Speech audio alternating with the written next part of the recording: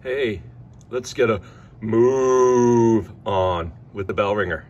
Get it? Move, move. That's a baby cow. Move on, move. Cows go moo.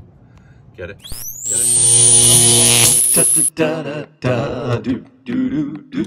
Da da da da do do. All right. Da da da da do do do. Hey now. Da da da do do. Mr. Kovacs class. It's Mr. Kovacs class. You might learn a ton. It's Mr. Kovacs class. He's interested too. It's Mr. Kovacs class. And he's super cool. It's Mr. Kovacs class. All right, fans. Today, if you're in lab, actually, you know what? I think everybody's going to do the same thing today. Today and tomorrow, Thursday and Friday. So that'll be, give everybody 3 periods to begin the You Design an Enzyme experiment. All right? And in this experiment, the enzyme we're going to test is lactase. And just as a reminder of lactase, lactase is an enzyme that digests lactose. Every mammal, what makes mammals is that they nurse, right? They make milk, and milk is the primary food for babies, mammals, including humans. But most mammals, which is interesting, most mammals stop nursing when they become not even an adult, before they're even an adult. We call that, you're weaned, right? You've been weaned when you stop nursing.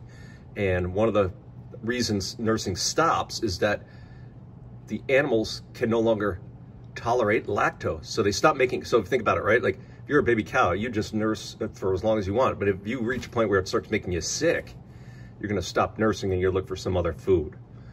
All right. Now, what's weird, in our species, most people are also lactose intolerant, but we do have a large percentage of the population that can continue to tolerate lactose into their adulthood. So what is lactose? Lactose is a disaccharide, a sugar, right? It's made up of 2 parts, glucose and galactose. Glucose and galactose. You find it in all dairy products, but the more processed the dairy product, the less there is. Like, so milk is probably the #1 place to find lactose. If you're into cheeses, there's much less lactose in cheese. Usually, at least my understanding is, the harder the cheese, the less lactose there is. Right, so if you're lactose intolerant, you want to avoid dairy products and like soft dairy products, but you probably can still eat some hard cheeses and things like that. So what happens, of course, is in quote unquote normal, or babies, let's say, lactose, right? Lactose is the sugar found in milk, right? It's met by lactase. Lactase is the enzyme. Lactose is the substrate.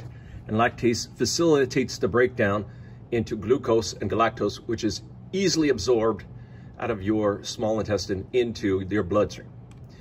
If you don't make lactase, what happens is that the lactose sugars don't get broken down here.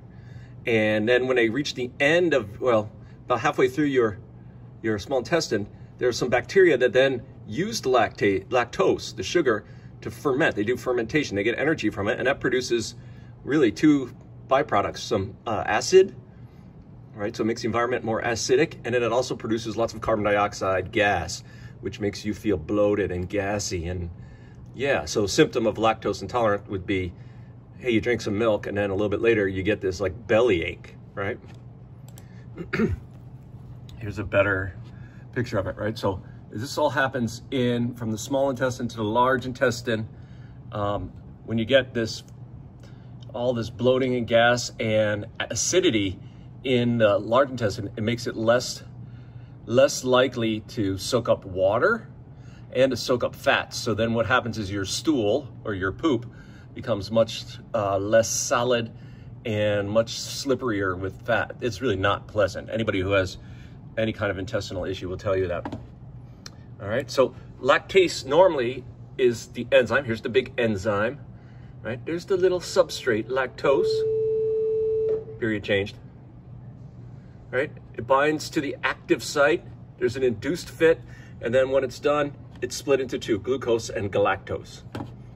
So what we're gonna do is we're gonna test how lactase is affected by temperature. And again, I'm just going on a limb, but it usually works inside your body, so that might be the prime temperature.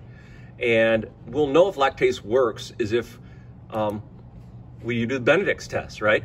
If the Benedict stays blue, that means there's no breakdown of disaccharides. If it changes color, the redder it gets means the more monosaccharides we have, the more breakdown happens. All right, so that's what we're going to do in lab over the next 3 days. Mr. Kovac will now give you a little more background, a little more in a minute.